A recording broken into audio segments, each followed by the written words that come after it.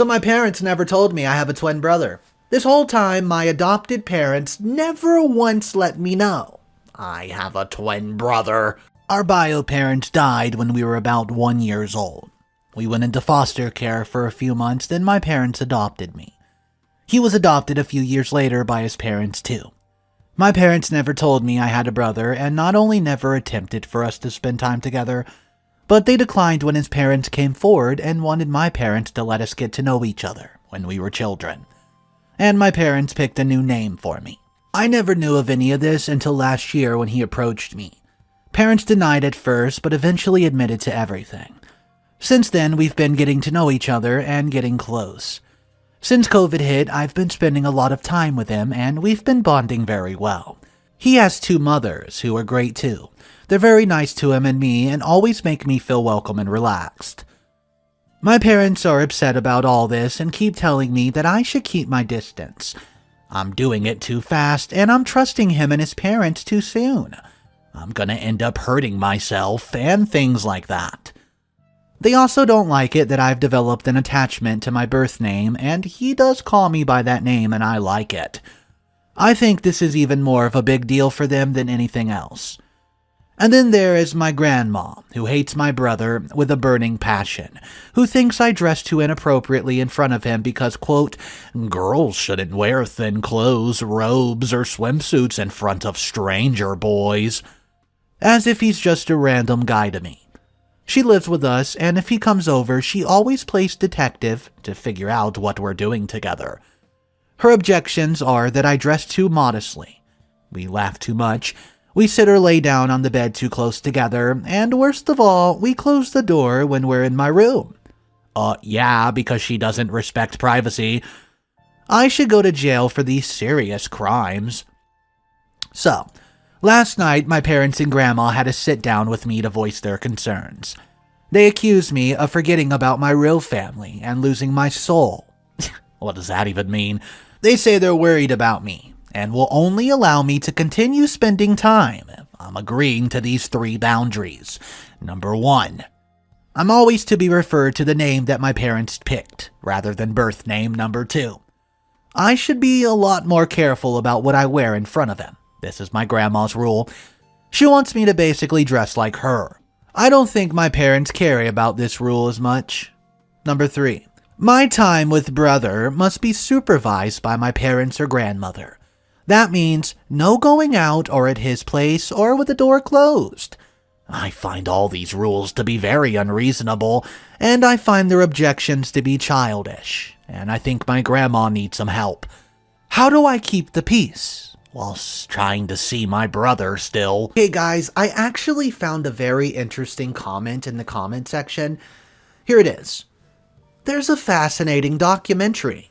It's about 3 identical strangers and an experiment in the 60s, where twins and triplets were adopted to different families and monitored by scientists to see the effects of nature versus nurture. The documentary shows that there were some really negative mental health impacts to the separated twins. Maybe watching it would help your parents be a bit more empathetic.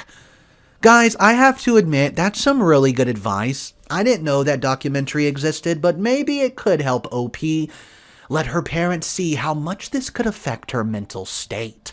Let me know what you would do if you just found out you have a long-lost brother, especially a twin. That's pretty shocking. The next story we're going to look at is, my extremely abusive mother fled the country after being charged with a felony. My estranged aunt wants us to reconnect. She then told my mother I'd go with her to pick her up at the airport. So, what do? I obviously don't go there. I show up with police. I really like my aunt. She's the only family member I have who's ever been kind to me or caring aside from my younger siblings, who I rarely see anymore. My life's pretty complicated, and so is my situation, so I'm coming here for advice. I really don't enjoy rehashing my life too much, but it's been helping me feel better every time I post here. Just to preface, I'll tell you about me. I don't know if I'm a good person or not anymore. I try not to think about it. I'm willing to betray my aunt to see my mother in jail. I don't like seeing anyone hurt. I try to treat every single person with kindness, and I hate drama and violence. I'm focusing all my effort into becoming a better version of me. I'm 22 days sober. I've been saving and will be moving out of this homeless shelter in 2 months or less. I'm going back to college in the fall. I'm more determined now than ever. The only thing I can't seem to fix are my feelings. That's always staying with me. Anyways, for 19 years of my life, I lived with my mother. She badly abused me for 17 of those years. A lot of physical violence. I've been beaten bloody with all kinds of fun household objects like a clothing iron. Both the actual iron and the cord. Random tools, heavy metal wrench to the face once. Chairs that she smashed wooden kitchen chairs to pieces across my back, dislocating my elbow when I was cleaning too slowly, before raining down heavy punches after I fell. The chair was for cleaning so slow. The punches were for daring to curse after being hit by a chair. Extension cords and broomsticks were her favorite, though. She could grip them better. She broke so many across my body, I still have scars years later, albeit faded a bit. She also favored using the buckle end of the belt to beat me. Although most of the time, she just sticks to her fist and her feet. I've lost count of the amount of time she's kicked me down the stairs and how I just stopped walking ahead of her when she'd yell at me to go downstairs. I remember getting beaten worse for getting blood on the wall after I fell. If that weren't enough, she seemed to enjoy attacking me on both fronts to the point where I just shut down emotionally whenever she'd start it. By the time I was 12, I just learned to detach because crying and being sad did not help. It just tended to reinvigorate her. "What are you crying for?" She'd just start up again. Just a constant daily barrage of trash talk such as, "You're disgusting," or "You're as worthless as your father, and when you turn 18 you can die and duck off for all I care." Or whenever I had medical issues of some kind of problem, her response was always, "I don't care." So, not to be too depressing, but I've never really considered myself having family, aside from my aunt. My little siblings were born when I was in my teens, and because they spent so much time around my mother, I avoided spending time around them. I also developed this kind of distaste for them because she treated them completely different, although they could not escape her abusive tendencies. They never got it anywhere near as badly as I did. My actual father was never around. He's an alcoholic and an equally reprehensible person. He just wasn't around to beat me or make things worse, but I bet he would've. I did get a fun trait from him though, but I'm doing my best to stay sober. My stepfather was godsend, but he left my mother when I was 6 to 7 because she used to beat on him too. He commented on how he's surprised I've never harmed her or myself. If only he knew how close I was to both. I tried to stay close to him, but I have trouble really keeping up with the relationships. I've never been great at being consistent, especially pertaining to maintaining relationships. I don't know if a constant state of nothingness is an emotion, but that's how I feel most of the time. It's hard to care about their lives. I've just learned to take care of my own self.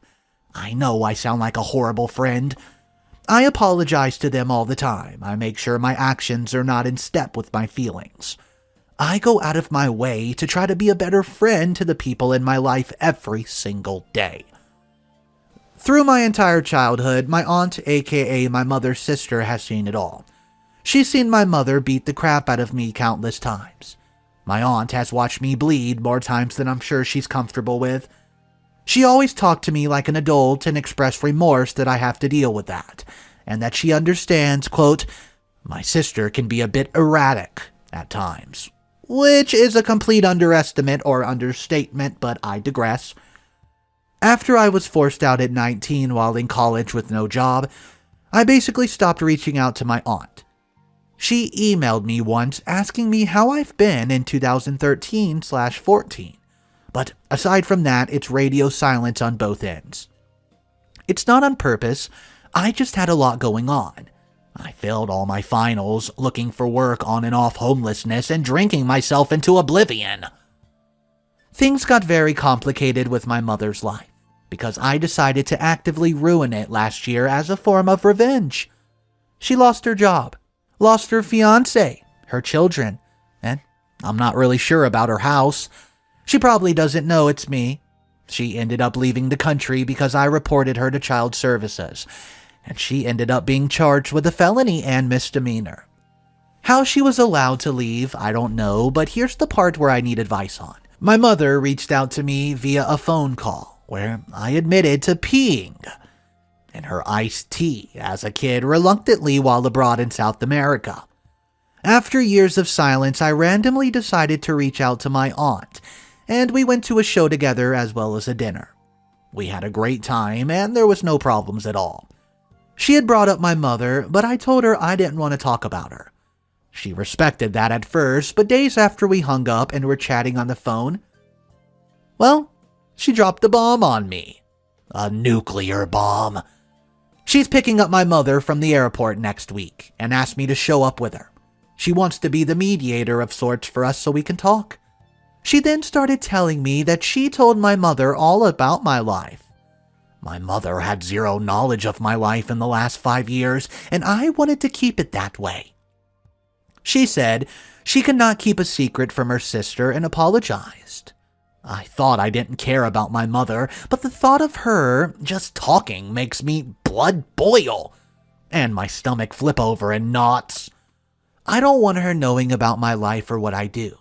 This is the same woman who told me my photography, which is the most important thing to me in life, was a waste of time and that I'd always be bad at it. I didn't even know my mother was planning on coming back. I don't want to see her, but I realize this is the perfect chance to finally see in her cuffs for the first thing she's done to me and my little siblings. I'm strongly considering alerting the detectives that I'll be at the airport to pick her up so they can meet us and arrest her. She skipped on her court dates. I know my aunt loves my mother, and I wouldn't want to hurt her or break her trust. But this is my chance before my mom disappears to some place out of state. So guys, I need advice, please. Should I keep my aunt around in my life after this? It really bothered me that I've asked her to keep my life to herself, but she told my mother anyways. And then told my mother we'd come pick her up and talk, without asking me how I felt about it first. She's always been kind to me. I'm tired of being alone. It is messed up to pretend I'm going with her to the airport with good intentions only so I can be around long enough to call the police and watch my mother get arrested. Yeah, so, I don't know. I'm basically going with no intention of reconcile, and it will 100% ruin any plans my aunt has. So, am I overreacting to my aunt telling my mother about my life? My mother is the worst thing that's ever happened to me, and I'd rather have not existed in this first place. But here I am, alone, floating on this rock. Well, now I can finally bring to fruition the revenge I've set in motion since last year. My aunt, yes, will be devastated if her sister goes to prison. I wouldn't be conflicted if it wasn't any other person. I don't want to hurt someone who's never hurt me. Okay, so here's one of the top comments that actually had OP reply back to it. The aunt also allowed OP to be homeless and did not do anything to help. Just sending an email and going to the movies means jack squat. Now she wants to reunite her with her mother? For what reason? She knows how poorly OP was treated by Mom. She has and is condoning it. I would call in the police without a doubt. Or second thought. That's when OP saw that comment and replied with this. I didn't really ask my aunt for help though. Whenever my mother would kick me out as a kid, my aunt would let me stay there for a few days, but not longer than that. I wasn't good at opening up the feelings or help that I needed. So I could not expect her to help, I guess. So guys, let me know what you think about those two comments. Do you think that the aunt could have been more helpful and she was definitely in the wrong too? Let me know your opinion on that. The final story of the day I'm very excited for. Guys, this is Uncle Henry. This story has made its way around before, so if you've heard it, it's worth a second listen to. But for anyone that hasn't, Uncle Henry is simply a hero. So my dad, he was born in rural Texas in 1915. He was the youngest of 10 kids, all a year apart, so his oldest sibling, Henry, was about 11 years older than him. My dad's father died in an accident not long after he was born, so Henry became the man of the house at about age 11. When my dad was about 9 years old, 1924, a gang of men came through their small town kidnapping children to work as slaves, picking cotton about 400 miles away. Apparently, this was not an unusual occurrence at the time. My dad and 2 of his siblings were taken. Henry, who was now 18, came home from working on a cattle drive. About a week later, found his mother hysterical about the kidnapping of the 3 of her children. Being the man of the house at age 18, Henry strapped on his father's 6 guns, dual holsters on each hip, and set out to get his 3 siblings back. He gathered clues about the gangs from other town folks who also had children stolen. He headed east to where he was pretty certain the kids were taken, riding in empty train boxcars and even on the roofs of moving trains. It took him several weeks, but through talking to locals along the way who heard rumors of child abductions, he finally narrowed down to a few cotton farms where he thought the children were.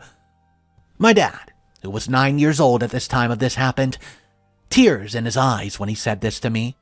He and 2 of his brothers, along with about a dozen other kidnapped kids, have been held captive on this cotton ranch for over 2 months. They'd given up hope.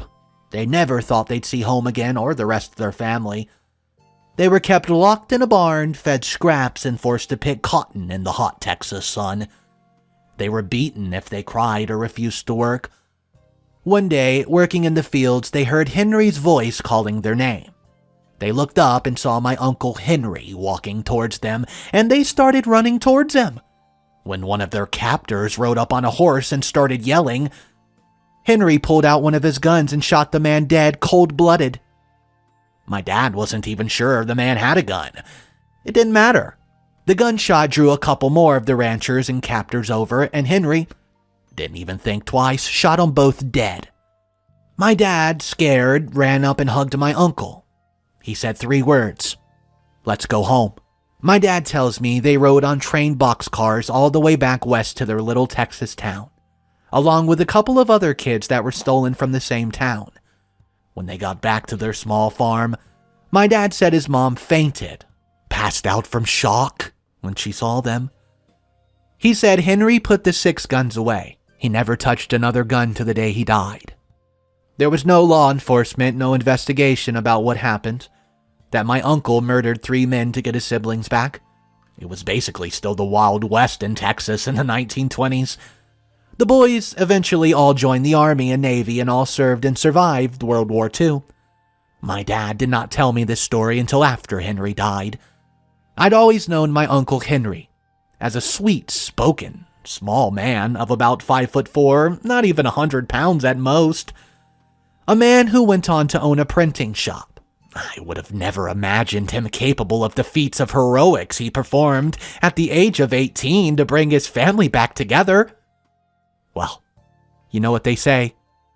I guess there's a hero in all of us. So guys, just let me know. Is Uncle Henry, say yes, Uncle Henry is, or no, Uncle Henry's not a hero? I think we know the answer to that question, though. Guys, what an incredible story. Could you imagine being lost on that farm, picking cotton all day long, thinking there's no way I'm going to get back to my family, and I'm only a little kid. I'm 9 years old. What do I even do? I can't even tie my shoes. And then all of a sudden, come riding on a white stallion horseback is Uncle Henry, ready to scoop his siblings and get the heck out of there. But not without slicing out a few sips of justice first. Guys, smash that like button, type Henry you're a hero down below, and let's get this video to 1,000 likes. Thank you so much for tuning in, guys. I'll catch you in the next one. Rest in peace, Uncle Henry.